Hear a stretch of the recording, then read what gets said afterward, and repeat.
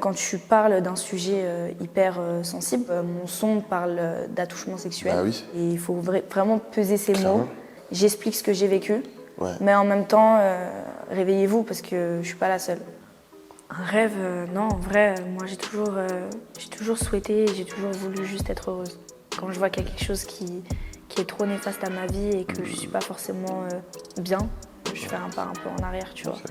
J'aimerais juste être heureuse. C'est vrai qu'on parle beaucoup d'harcèlement à l'école, mais c'est ultra fréquent. J'en ai vraiment pas mal bavé. Tu vas la boule au ventre, tu rentres la boule au ventre, tu dors la boule au ventre. Bonjour à tous, on se retrouve sur une nouvelle capsule business, cette fois-ci avec Baya. Baya, enchanté. Enchantée. Pour les rares personnes qui ne te connaîtraient pas, est-ce que tu pourrais te présenter succinctement? Baya, Maïsa, j'ai 21 ans et je suis artiste polyvalente. On va appeler ça comme ça. C'est le titre qu'il fallait, puisque on aura le temps de le voir. Tu touches à tellement de domaines complètement différents, après tous un peu connectés. Et ouais, aussi jeune, avoir un profil aussi riche, c'est un plaisir pour nous. Et quand tu dis justement artiste polyvalente, polyvalence, elle touche quel domaine en particulier? Alors, elle touche vraiment tous les domaines artistiques. Après, celui que moi je touche, du coup, il y a la peinture, Ouais, le piano, ok. du coup, le chant, Ok. la danse, le modèle photo. Et du coup, si on prend par exemple le domaine musical, qu'est-ce qui t'a poussé à faire du piano ou à toucher au piano? Qu'est-ce qui t'a poussé ensuite à produire ou à faire un son? C'est juste la passion. T'es dedans, tu touches. En soi, j'ai commencé, la musique, ça a toujours été là. C'était pas forcément là où je voulais aller, Ok, mais voilà, c'est venu à moi. Dieu merci D'accord. en soi. Ouais. Pendant le confinement, j'ai posté une vidéo. ok.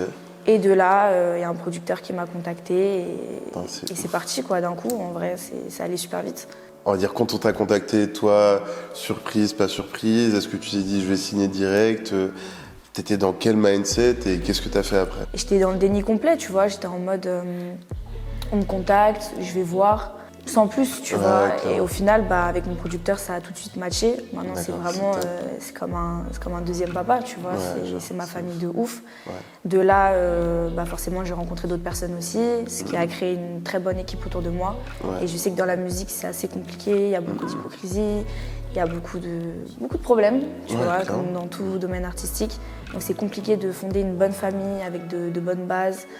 Et là, franchement, je l'ai trouvé et j'ai dit, je quitte plus, quoi. On a Ouais, eu pas mal franchement. d'artistes qui nous ont dit que souvent il y a des changements de production, de management, ainsi de suite, parce que c'est assez compliqué. Et ton titre, il venait d'où?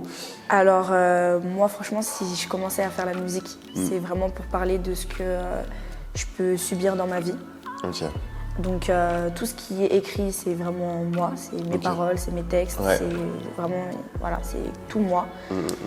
Et c'est important pour moi parce que pour moi, la musique, justement, c'est important pour décrire ce que j'ai pu vivre. Mon son parle d'attouchement sexuel. Ah oui, Donc voilà, il faut vraiment peser ses Clairement. mots et il faut vraiment arriver à trouver l'équilibre entre j'explique ce que j'ai vécu, ouais. mais en même temps réveillez-vous parce que je suis pas la seule. Et l'accueil du titre, il a été comment quand toi tu l'as partagé? Franchement, j'ai eu tellement de retours positifs.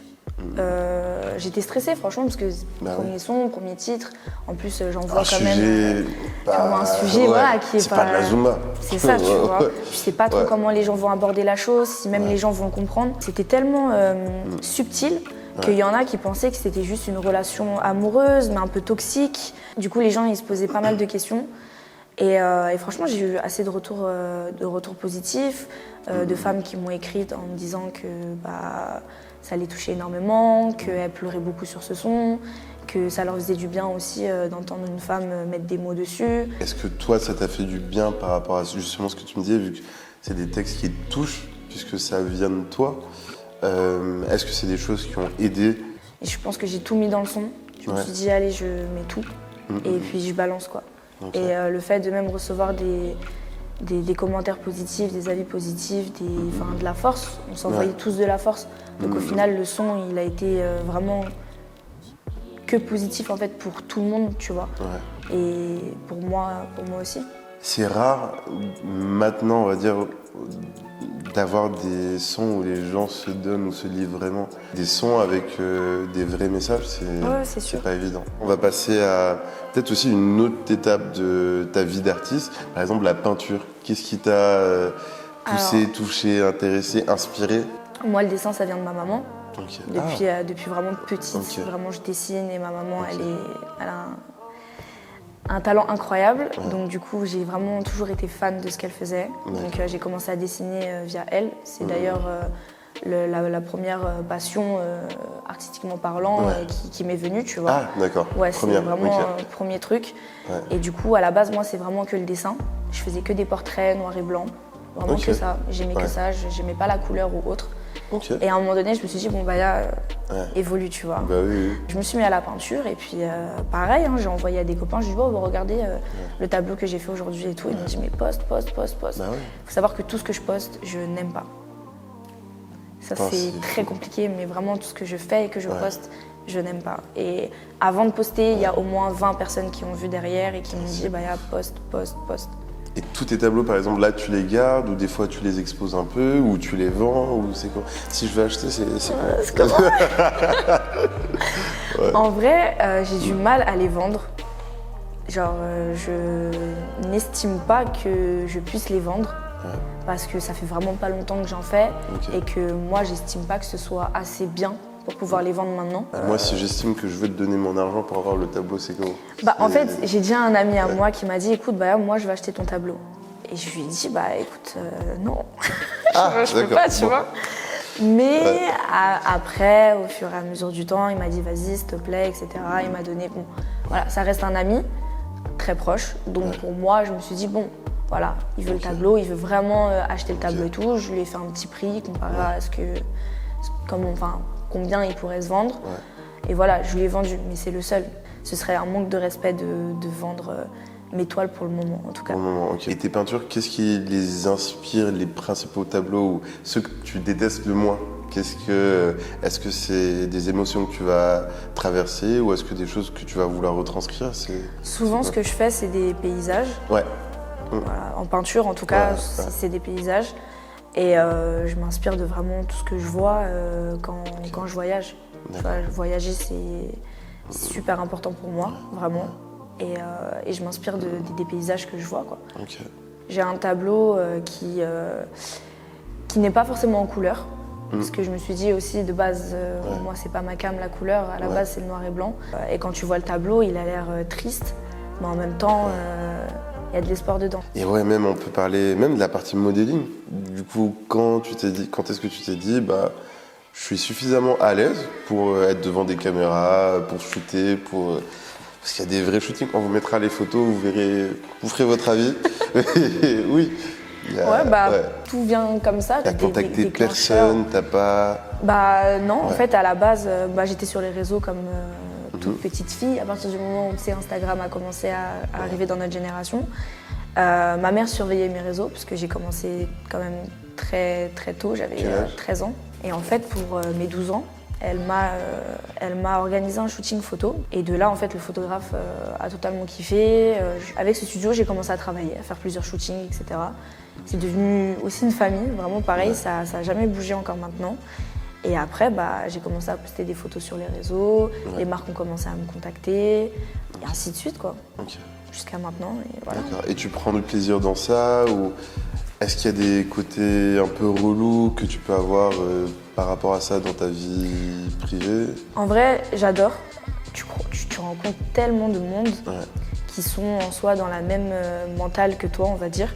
Et ça te fait tellement de contacts et c'est vraiment, c'est un kiff, tu vois. T'es là, t'es sur la campagne, t'es avec des gens même de ton âge ou plus grands ou autres, tu les rencontres, c'est le kiff. J'aime beaucoup être devant la caméra, comme j'aime beaucoup aussi être derrière. Et après, tout ce qui est aspect négatif, c'est plus sur ta vie personnelle, ça va se passer. Forcément, les gens ont une image de toi, déjà, donc des préjugés qui peuvent arriver. Ensuite, tu peux pas forcément... Dans ton cas, par exemple, c'est quoi les principaux que tu peux avoir? Les basiques, hautaine, superficielles, qui se la racontent ou autre, tu vois. Juste à cause des shootings. Pas forcément que à cause des shootings, mais tu sais, c'est aussi l'image, dans le sens où quand les marques elles viennent te parler, moi, mon Instagram, c'est un CV. Forcément, les marques aussi, elles se basent sur mon Insta, tu vois. Donc, forcément, quand je vais faire une campagne, ça va aussi aller sur mon Instagram. Et du coup, par exemple, sur ces 3 différentes vies d'artistes, genre, est-ce qu'il y en a une qui est plus simple qu'une autre, ou une qui est plus difficile que l'autre, ou une sur laquelle tu prends plus de plaisir que l'autre, ou pour toi, tout se vaut? Tout se vaut. Après, c'est vrai que c'est très différent. Tu te sens différente, par exemple, quand je suis derrière la caméra pour une campagne, comme par exemple, je suis derrière le studio, au micro, enfin derrière le micro au studio. C'est des ambiances différentes, mais en vrai, tout se vaut, tu vois. Je suis pas mieux à un endroit qu'un autre.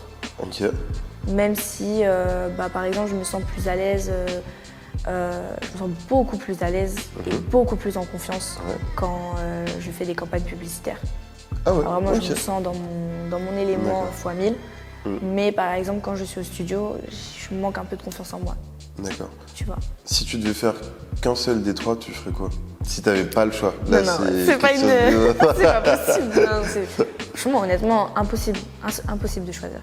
Pour moi, comme j'ai dit, tout va ensemble. C'est vraiment pas possible de choisir. Ah ouais. À ce point-là? Ouais, franchement, c'est pas possible. Et qu'est-ce qui a le plus rapporté? Rapporté en termes de notoriété ou financièrement ou... Financièrement, en vrai, je dirais plus les campagnes. Ok. Parce que la musique, ça fait que 2 ans. La peinture, ça fait même pas 1 an. Donc forcément, je dirais le modeling. Mais sinon, ce qui m'a apporté en termes de notoriété aussi, modeling aussi. Alors la musique, ça m'a apporté quand même pas mal. Vraiment pas mal de choses, mais complètement différentes du modeling, tu vois. Ça m'a apporté plus tout ce qui va être confiance en moi, tout ce qui va être sécurité, on va dire. Tout ce qui va être famille, dans le sens où j'ai vraiment construit une famille que je n'ai pas, tu vois. Donc ça va m'apporter plus émotionnellement parlant. Du coup, c'est une excellente transition, on va pouvoir parler de toi, plus en tant que Baya et pas artiste, peintre, chanteuse, modèle et tout. Qu'est-ce que les gens ne savent pas sur toi et qui devraient? Bah tout au final, tu vois. On est une génération, vraiment, les réseaux, tu vois. Et encore, je trouve qu'on arrive quand même à encore un peu faire la part des choses. Dans ma vie, c'est pour ça que d'ailleurs j'ai mis vraiment de côté un peu tout ce qui est réseau, etc. Et que je suis beaucoup moins sur les réseaux, que je poste vraiment quand j'ai envie de poster, alors qu'avant c'était vraiment autre chose, tu vois. Je devais poster, je devais avoir un rythme régulier et tout. Et même ça te bousille le cerveau au bout d'un moment, tu vois. Et au final, tu te négliges aussi toi. Et t'arrives même plus à savoir, mais du coup, je suis qui? Parce qu'en plus, quand tu fais beaucoup de choses, bah, les gens ont plus de facilité à critiquer, encore plus. Et donc, on te touche dans plus de choses. Tu sais, quand tu fais de la musique, tu fais de la musique, et puis voilà, c'est la musique et la musique. Mais quand tu fais plein de trucs, les gens ont besoin de se dire oh, mais elle fait quoi concrètement? Donc, au final, tu te perds. Et c'est vrai que ça m'a pris du temps pour me reconstruire, parce que vraiment, tu peux vite tomber dans un cercle vicieux, limite, y en a qui peuvent limite tomber dans une dépression, tu vois. Ça t'est déjà arrivé ou jamais? Un peu, tu vois. Je commençais vraiment à rentrer dedans, et c'est vrai que ma famille, mes amis et tout sont quand même restés focus avec moi, parce que quand tout d'un coup, on t'accorde beaucoup, beaucoup de tout, en fait, genre, t'as l'impression d'être quelqu'un, mais dans une autre vie. Tu vois, pas dans ta vie réelle. Tu dois faire attention à comment tu t'habilles, tu dois faire attention à où tu vas, les lieux où tu sors. Ça devient stressant dehors parce que les gens te regardent, tu sais pas du coup s'ils te regardent positivement ou s'ils sont en train de te juger. Ou ça se trouve, ils sont juste en train de te regarder parce qu'ils aiment bien comment t'es habillé. Tu vois, tu juges tout, tu deviens parano, alors que comme je t'ai dit, j'ai petit. Tu vois, je suis pas... C'est petit encore ce que j'ai, tu vois. J'en ai conscience, tu vois, c'est pas non plus... voilà. Je suis pas un level où, je sais pas, où je suis vraiment une star ou autre, où je fais des concerts ou autre, tu vois, qui font que... C'est vraiment minime. Et ta vie perso, elle est vraiment touchée. T'es constamment jugé, t'as plus le droit au faux pas. malgré tout, on parle des réseaux du côté négatif, mais il y a aussi beaucoup de choses positives qui peuvent t'apporter dans la vie, tu vois. Et forcément, quand des gens partagent ta vie, bah, ils partagent aussi les bénéfices de ce que tu peux avoir. Tu changes, c'est obligé. Même quelqu'un comme ça, lambda, tu lui donnes beaucoup d'argent ou beaucoup de notoriété, forcément elle va changer. Forcément, tu vois. Donc après, c'est à savoir si tu es bien entouré ou non. C'est vrai que moi, quand j'ai commencé, j'étais pas très très bien entourée. Okay. Donc ça a fait comme ça, et puis je m'en suis rendu compte, quoi. Il y a beaucoup de choses où je me suis dit à un moment donné, je sais pas, j'ai envie de vivre. C'est archi clair, et du coup, de toute façon, là, tu m'as dit, tu as des projets qui vont te faire quitter l'Hexagone, comme on dit. Donc, est-ce que tu peux en parler ou Bah, du coup, suite à tout ça et au fait que je me suis réveillée un peu dans ma vie, tu vois, je me suis dit, bah écoute, j'ai tellement travaillé ici, j'ai tellement fait de choses qu'au bout d'un moment, j'aime voyager, il faut bien que je parte, tu vois, pour voir d'autres horizons. Je veux construire une famille saine, je veux, si Dieu le veut, vraiment avoir plein d'enfants, tu vois, et un mari qui soit présent, tu vois. Je sais que même tout ce qui est relation avec les papas, c'est compliqué, tu vois, dans notre génération. C'est pas forcément ce que je veux pour mes enfants, c'est pas forcément ce que je veux dans ma vie, tu vois. Je veux quand même un papa qui soit présent et un mari qui soit présent. Et je me dis, au final, Paris, je suis pas forcément sûre de vouloir construire ma famille ici. Je me suis dit, bah écoute, je suis jeune. Encore une fois, quand je sors, parfois, je suis très stressée, je suis vraiment pas bien. Genre, il y a des endroits où on veut m'emmener, je suis en mode, non les gars, moi je peux pas aller là-bas. Tu vois, les gens ils comprennent pas forcément, mais juste le regard des gens sur ma personne, ça me stresse. Mais j'ai commencé à avoir... vraiment limite commencer à avoir boule au ventre, tu vois. Par exemple, je vais commencer un nouveau travail, boule au ventre, à tel point que je peux limite en vomir, tu vois. Genre vraiment, ça m'est arrivé avec mon premier taf, et vraiment je suis stressée de l'humain, tu vois. Ça me stresse énormément, tu vois, au quotidien, alors que de base je suis quelqu'un, je suis pas forcément timide ou autre, je suis let's go, tu vois. Mais là non, genre, tout ça, ça m'a vraiment renfermée et tout. Je me suis dit autant partir loin. Donc le Canada, pas plus loin là, Je me suis dit autant partir loin, voir d'autres mentalités, et puis même ça va m'apprendre sur ma personne, ça va me faire grandir, une autre ouverture d'esprit, et puis voir ce que je peux construire ailleurs que Paris, tu vois. D'accord. Ouais, donc c'est une belle aventure, on verra ce que ça va t'apporter, mais t'en sors forcément gagnante. Est-ce qu'il y a d'autres choses qu'on pourrait découvrir sur toi, ou genre quelle est ta plus grande fierté, par exemple? Moi. Tu peux, toi, le travail sur toi, genre, tout ce que j'ai accompli dans ma vie, comment j'ai galéré, tu vois, genre tout ce que j'ai subi dans ma vie et que j'en suis encore, je suis là. Et bon, après c'est ce qui m'a forgé, tu vois, mais j'ai vécu aussi beaucoup d'harcèlement. Et avec les réseaux, ça a continué. Harcèlements qui maintenant sont terminés? C'est terminé, oui. Tu vois, ça m'a forgé un certain caractère et même une manière de parler où je sais que là, tu peux plus venir et être devant moi et me rabaisser, tu vois. J'ai peur un peu de l'humain. Du jugement ou de la personne en elle-même? Pas tant le jugement, parce que j'ai tellement été jugée qu'au final, maintenant, quand tu me juges, je te regarde et je suis là en mode... Ok. Et c'est même pas juste même moi, c'est que tu sais, je déteste l'injustice, tu vois, comme j'en ai vraiment subi beaucoup, et je le vois autour de moi, tu vois.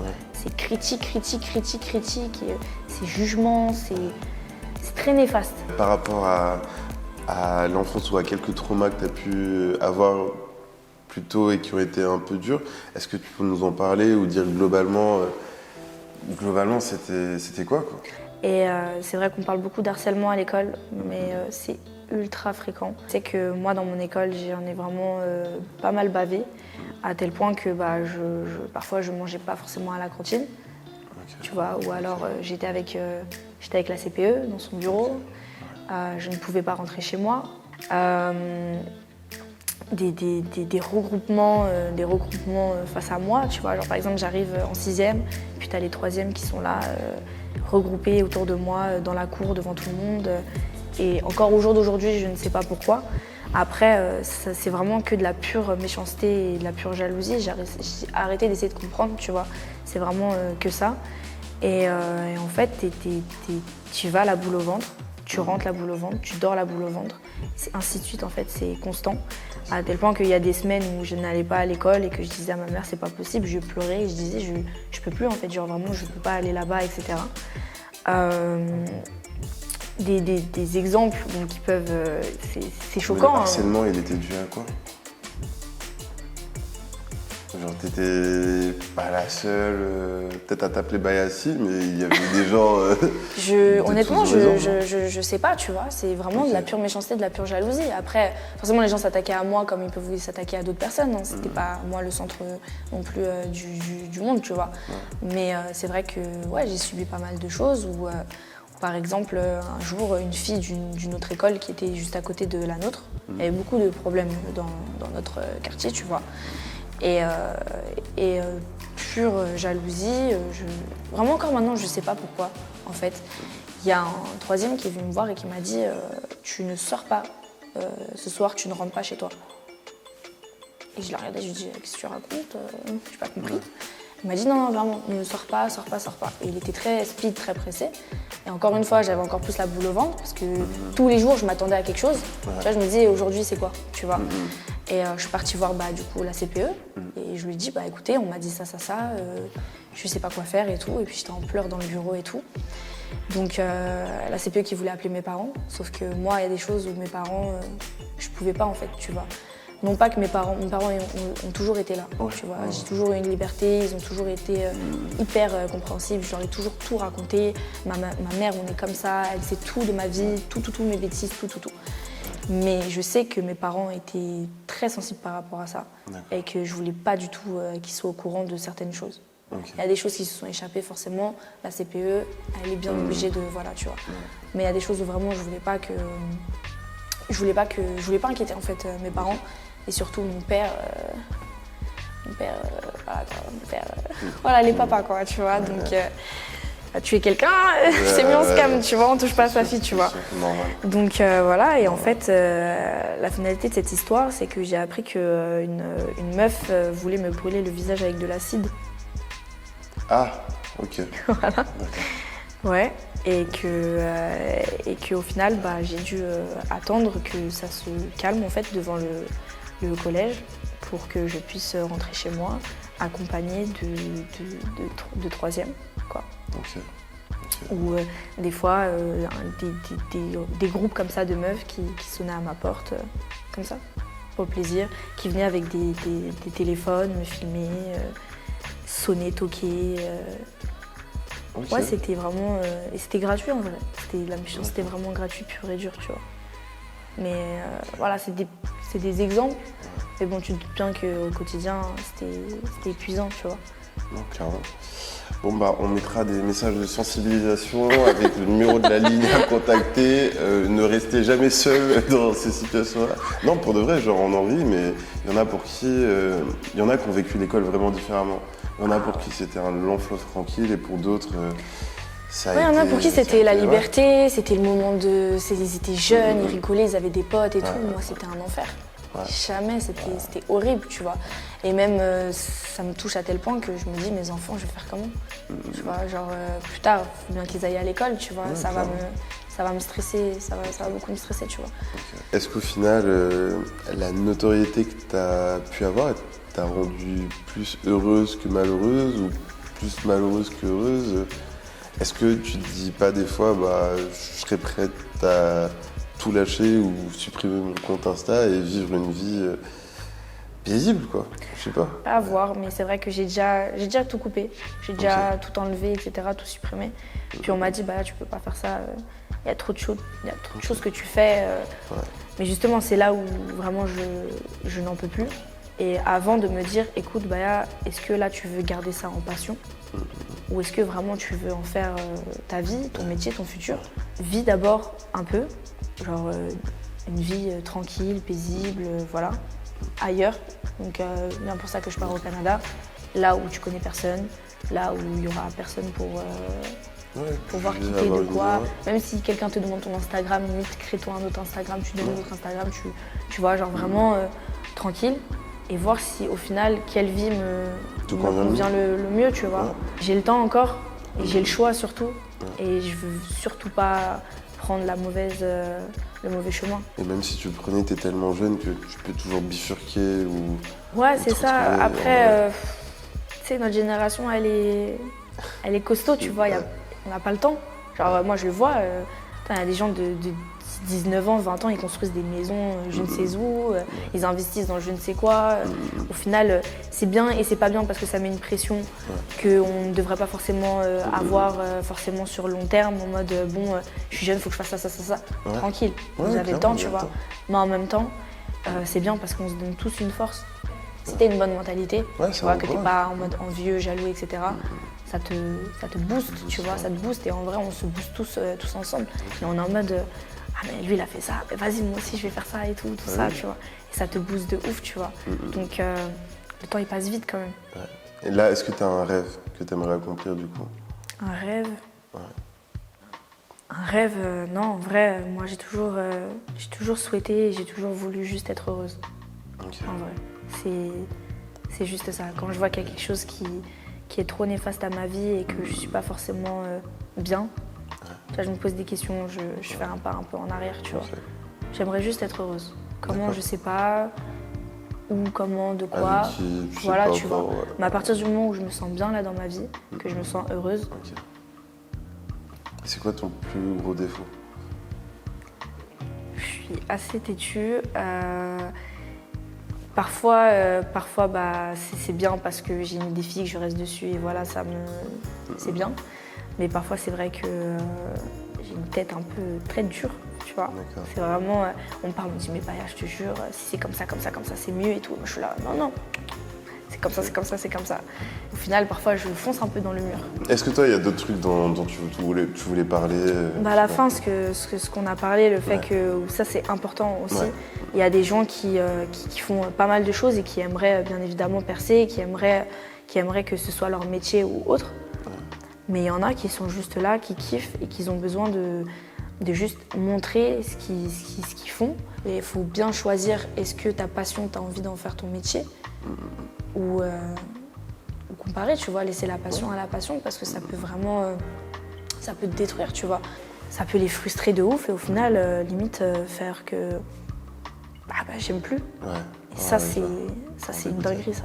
Et est-ce que tu aurais un message, on va dire, plus d'espoir pour des gens qui seraient dans les mêmes situations que toi ou qui essaient aussi de juste être des personnes passionnées par ce qu'elles font? Est-ce que tu as un conseil que tu peux donner? En vrai, généralement, on donne toujours vraiment des conseils. Le travail, ça paye. Ou tu vois, les trucs comme ça, en mode, restez qui vous êtes, etc. Moi, en vrai, je dis juste qu'il faut accepter d'être mal.